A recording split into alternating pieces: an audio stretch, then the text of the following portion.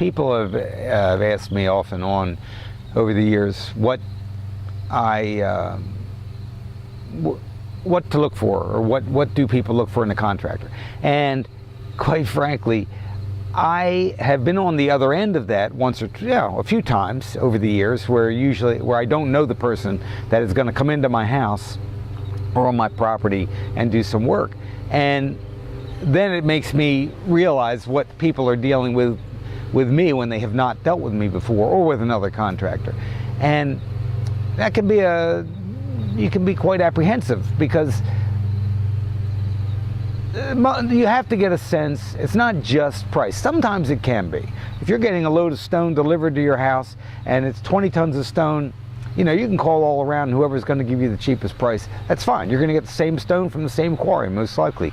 But when you're having somebody do work in your house, if you can get a referral, whenever I get referrals, I generally always get the job, even if I'm way higher than someone else. But usually I try to be competitive, and the referral gives people peace of mind. What you try to communicate to the person is peace of mind for them, that you're supposed to know what you're doing. Not that you know everything, but you're listening to what their concerns are.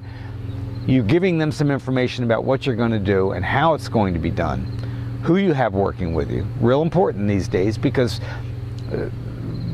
people don't want to have their house vandalized in the future. People don't want their have things taken from them, or have things missing, or have things broken. Broken is usually the thing that most contractors used to worry about most of the time. Being on time, for instance, is one of these things. If I do an estimate, I try always to be on time, because I feel like not only is my time important, but the person's time is important. And it's just a respectful thing to do. I don't like it when somebody isn't on time for an estimate. And I'll call if I can't make it.